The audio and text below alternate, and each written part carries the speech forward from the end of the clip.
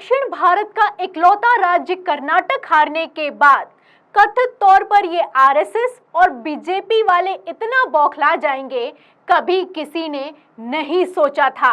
RSS प्रमुख मोहन भागवत का 5 राज्यों के विधानसभा चुनाव और 2024 लोकसभा चुनाव से पहले एक बयान आया है और इस बयान ने बवाल खड़ा कर दिया है।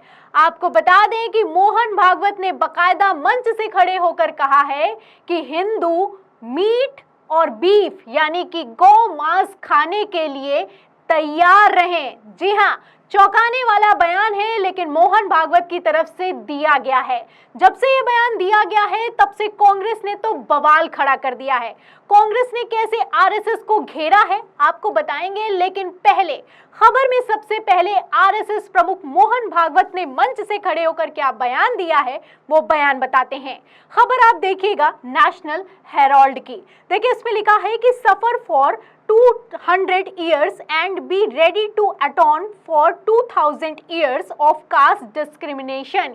यानी कि 200 साल तक आप लोगों ने कष्ट सहे और अब आगे आने वाले 2000 साल तक जातिगत भेदभाव का प्रायश्चित करने के लिए तैयार रहिए। ये एक छात्रावास में मोहन भागवत लोग संबोधित कर रहे थे, तब उन्होंने कहा कि हमें जातिगत भेदभाव को मिटाना है और किसी भी तरीके से मिटाना है, चाहे उसके लिए फिर हिंदुओं को बीफ क्यों ही ना खाना पड़े। इतना बड़ा बयान है मोहन भागवत की तरफ से दिया गया है। एक तरफ ये लोग कहते हैं कि गाय की पूजा करनी चाहिए, एक तरफ खबरें निकलकर सामने आती हैं कि गौ मांस के शक में लोगों की लिंचिंग तक कर दी जा रही है, मार मार कर उनकी हत्या तक कर दी जा रही है। वहीं दूसरी तरफ मोहन भागवत का क्या बयान है, ध्यान से सुनिएगा, क्योंकि ये बयान अगर किसी और ने दिया होता तो बवाल खड़ा हो गया होता। भारतीय जनता पार्टी के लोग तो छाती पीटने लगते, गोदी मीडिया सड़कों तक उतर आता। क्या बयान है, बयान सुनिए। देखिए खबर में लिखा है कि RSS chief Mohan Bhagwat comments on Agrasen छात्रावास नागपुर। तो नागपुर में एक छात्रावास में थे। This week have stirred up a storm in teacup by also advising Hindus to be ready to eat meat and even beef is necessary. तो इसका हिंदी में आपको लब्बो लबाब में बता दूं कि खबर में लिखा हुआ है नेशनल हेराल्ड की कि एक छात्रावास में मोहन भागवत संबोधन करने के लिए पहुंचे थे और उन्होंने संबोधन के दौरान ऐसा कुछ कह दिया है जिससे चाय के कप में भी भूचाल आ जाएगा। मोहन भागवत का कहना है कि जातिगत जो भेदभाव है उसको मिटाना होगा और इसको मिटाने के लिए अगर जरूरी पड़े तो बीफ यानी कि गौ मांस खाने के लिए भी हिंदू तैयार रहें। यह बयान तब दिया गया है जब 5 राज्यों में चुनाव होने वाले हैं। अब कांग्रेस कह रही है कि कर्नाटक हार गए हो, इसकी बौखलाहट है क्या?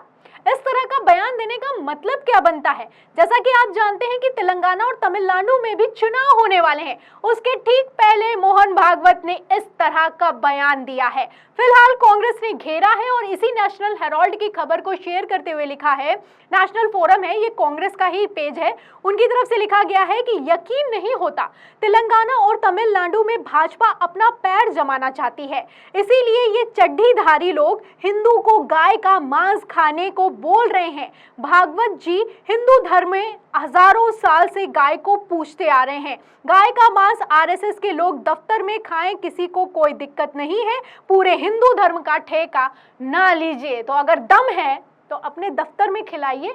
यहाँ पर आप हिंदुओं को किस तरह की सीख दे रहे हैं? एक तरफ आप बवाल करते हैं, दूसरी तरफ मंच से खड़े होकर इस तरीके की बात करते हैं कि संविधान के तहत हमें आर्थिक कमजोर वर्ग पर ध्यान देना चाहिए, जातिगत भेदभाव को मिटाना चाहिए, इस तरीके की बातें करते हैं। तो कांग्रेस आखिर ऐसा क्यों कह रही है कि तेलंगाना और तमिलनाडु में पैर जमाने के लिए भारतीय जनता पार्टी या फिर कि आरएसएस ऐसा कर रही है? इसके लिए मैं आपको मेघालय चुनाव लिए चलती हूँ। मेघालय में इसी साल विधानसभा चुनाव हुए थे और उन विधानसभा चुनाव में बीजेपी के प्रदेश अध्यक्ष ने एक ऐसा बयान दिया था कि बवाल खड़ा हो गया था। बयान आपको नहीं याद है तो सुनिएगा। देखिए इसमें खबर में लिखा है बोलता है हिंदुस्तान की कि मेघालय में भाजपा के प्रदेश अध्यक्ष बोले मैं बीफ खाता हूं, मेरी पार्टी को कोई दिक्कत नहीं है। यानी कि मैं गौमांस खाता हूं और मेरी पार्टी यानी कि भारतीय जनता पार्टी को इससे कोई दिक्कत नहीं है। जब मेघालय में विधानसभा चुनाव प्रचार चल रहा था तो खबरें निकलकर सामने आ रही थी कि अगर भारतीय जनता पार्टी की सरकार बन गई तो ये लोग गौमांस पर रोक लगा देंगे। और अगर नॉर्थ ईस्ट के राज्यों की बात करें तो वहां पर बीफ मेन मुख्य तौर पर खाया जाता है।